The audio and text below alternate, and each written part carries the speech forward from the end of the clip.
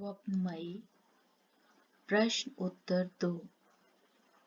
लेखक ने स्वप्नमयी को क्या प्रस्ताव दिया और स्वप्नमयी का क्या जवाब था?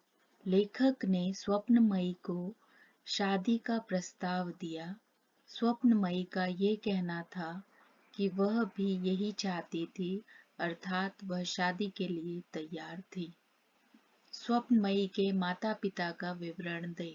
स्वप्नमयी के पिता ठेठ पंजाबी थे और एक सरकारी अफसर थे। स्वप्नमयी की माता ठेठ बंगाली थी। दोनों बड़े घरों के थे, इस कारण उनका मिलना कोई मुश्किल नहीं था। कहीं परदेश में वे एक दूसरे से मिले थे। स्वप्नमयी का असल नाम क्या था?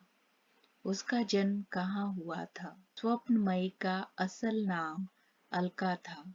उसका जन्म सुदूर दक्षिण में समुद्र के किनारे केरल के एक नगर में हुआ था। स्वप्नमयी का कौमार्य और सौंदर्य कहाँ से आया? स्वप्नमयी का कौमार्य कन्याकुमारी से और सौंदर्य केरल के समुद्र से आया। स्वप्नमयी के पिता क्या काम करते थे? स्वप्नमयी के पिता सरकारी नौकरी करते थे और वे एक सरकारी अफसर थे। स्वप्नमयी के पिता ने सरकारी नौकरी से आजीवन अवकाश यानी रिटायरमेंट कहाँ लिया? स्वप्नमयी के पिता ने सरकारी नौकरी से आजीवन अवकाश कलकत्ता में लिया। नौकरी से अवकाश लेने के पश्चात स्वप्नमयी के पिता ने क्या किया और क्यों? नौकरी से अवकाश लेने के पश्चात स्वप्नमयी के पिता ने राजनीति अपना ली और एक समाजवादी बन गए।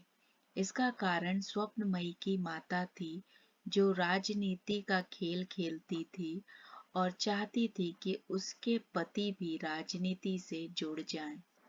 स्वप्नमयी के पिता के राजनीतिक जीवन का विकास किस प्रकार हुआ? स्वप्नमयी के पिता के राजनीतिक जीवन का विकास जेल जाने से और स्वप्नमयी की माता की सलाह मानने से हुआ। वे कई बार जेल गए। स्वप्नमयी के पिता को राजनीतिक जीवन में किसका मार्गदर्शन प्राप्त हुआ?